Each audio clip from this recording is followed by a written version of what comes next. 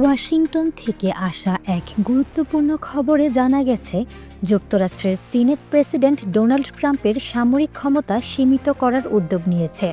এর মূল লক্ষ্য হল ভবিষ্যতে যেন কোনো প্রেসিডেন্ট কংগ্রেসের অনুমতি ছাড়া সরাসরি মার্কিন সেনাবাহিনী ব্যবহার করতে না পারেন। এই উদ্যোগ যুক্তরাষ্ট্রের সংবিধান, ক্ষমতার ভারসাম্য এবং গণতান্ত্রিক জবাবদিহির প্রশ্নকে আবারও সামনে এনে দিয়েছে।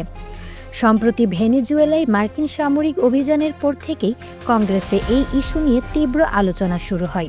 অনেক সিনেটরের অভিযোগ, প্রেসিডেন্ট একক সিদ্ধান্তে বিদেশে সেনা পাঠিয়ে সংবিধানে নির্ধারিত ক্ষমতার ভারসাম্য নষ্ট করেছেন। তাদের মতে, যুদ্ধ বা সামরিক অভিযানের মতো গুরুত্বপূর্ণ সিদ্ধান্ত একজন ব্যক্তির হাতে সীমাবদ্ধ থাকা উচিত নয়। এই প্রেক্ষাপটে সিনেটে তোলা হয় একটি ওয়ার পাওয়ার্স রেজুলেশন। বৃহস্পতিবার অনুষ্ঠিত ভোটে 52 জন সিনেটর প্রস্তাবের পক্ষে এবং 47 জন বিপক্ষে ভোট দেন। উল্লেখযোগ্য বিষয় হল, ডেমোক্র্যাটদের পাশাপাশি কয়েকজন রিপাবলিকান সিনেটরও প্রস্তাবটির পক্ষে ভোট দিয়েছেন। নিজ দলের প্রেসিডেন্টের বিরুদ্ধে এমন অবস্থান যুক্তরাষ্ট্রের রাজনীতিতে খুবই বিরল ঘটনা হিসেবে দেখা হচ্ছে। সিনেটরদের যুক্তি, যুক্তরাষ্ট্রের সংবিধান অনুযায়ী যুদ্ধ ঘোষণা ও সামরিক অভিযানের অনুমোদন ক্ষমতা কংগ্রেসের হাতে ন্যস্ত।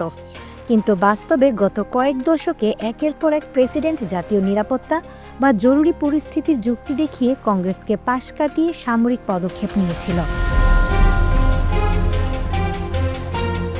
এই প্রস্তাব কার্যকর হলে ভবিষ্যতে ভেনেজুয়েলার মতো কোনো দেশে মার্কিন সেনা পাঠাতে হলে প্রেসিডেন্টকে অবশ্যই কংগ্রেসের অনুমতি নিতে হবে।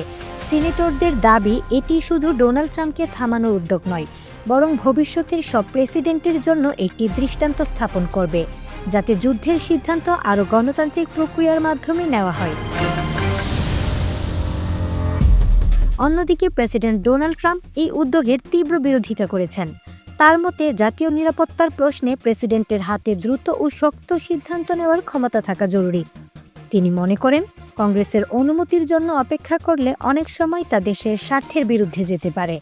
তবে সমালোচকদের আশঙ্কা, জাতীয় নিরাপত্তার অজুহাতে প্রেসিডেন্টকে সীমাহীন ক্ষমতা দিলে তা অপ্রয়োজনীয় যুদ্ধ এবং দীর্ঘমেয়াদী সামরিক যুদ্ধের ঝুঁকি বাড়ায়। এখনও এই প্রস্তাব আইনে পরিণত হয়নি। প্রতিনিধি পরিষদের অনুমোদন এবং প্রেসিডেন্টের স্বাক্ষর পেতে হবে, যা সহজ নয়। তবু বিশ্লেষকদের মতে এই ভোট স্পষ্ট বার্তা দিয়েছে, মার্কিন কংগ্রেস আর যুদ্ধের ক্ষমতা প্রেসিডেন্টের হাতে একচেটিয়া রাখতে রাজি নয়।